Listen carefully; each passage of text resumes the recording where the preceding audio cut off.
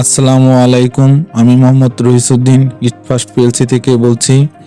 আজ আমি আপনাদের মাঝে উপস্থিত হয়েছি একটি অত্যাধুনিক কমার্শিয়াল কোন আইসক্রিম মেশিন নিয়ে।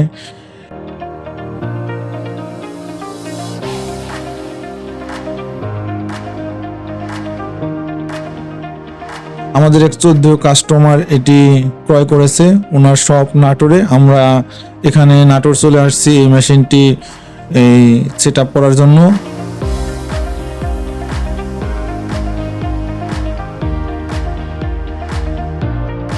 এখন আমরা এই মেশিনটি সেট আপ করবো।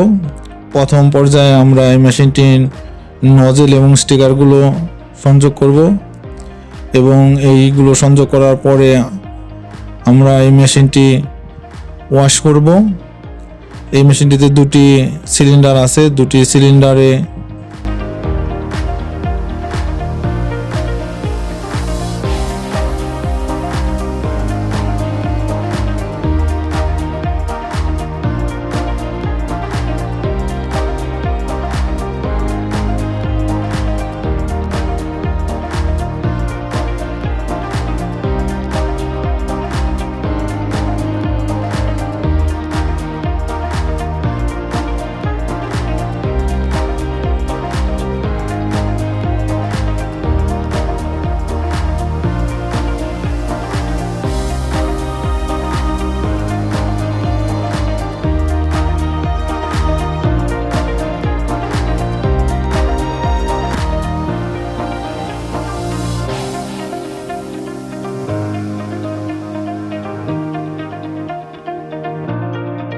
দুটি চেম্বার আছে। চেম্বার দুটিতে প্রায় 4 থেকে 5 লিটার পানি দিয়ে ওয়াশ মোডে ক্লিক করে এটা 5 থেকে 7 মিনিট সময় ওয়াশ করার পরে প্রত্যেকটা নজেল প্রেস করে পানিগুলো বের করে ফেলে দিতে হবে। এভাবে পর্যায়ক্রমে 3 থেকে 4 বার ওয়াশ করার পরে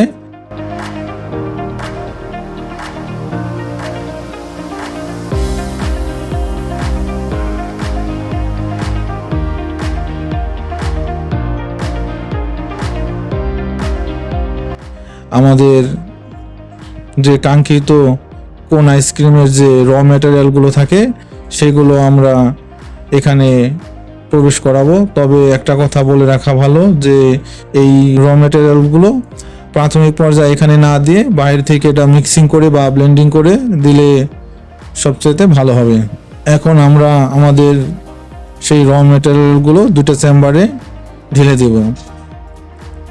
চেম্বারে ঢেলে দেওয়ার পরে আমাদের মেশিনটি কুলিং মোডে ফ্রিজিং মোডে অন করে দেব। অন করে আমরা 15 থেকে 20 মিনিট সময় অপেক্ষা করব।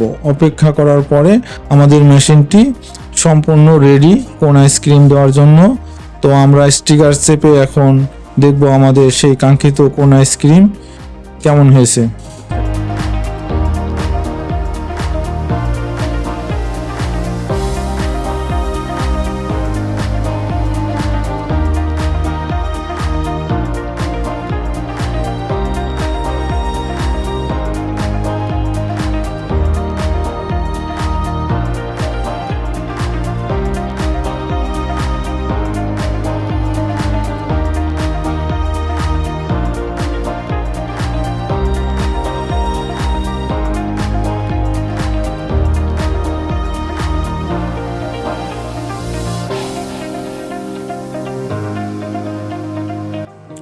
এখন আমি আপনাদেরকে একটু ডিসপ্লে সম্পর্কে কিছু বলবো।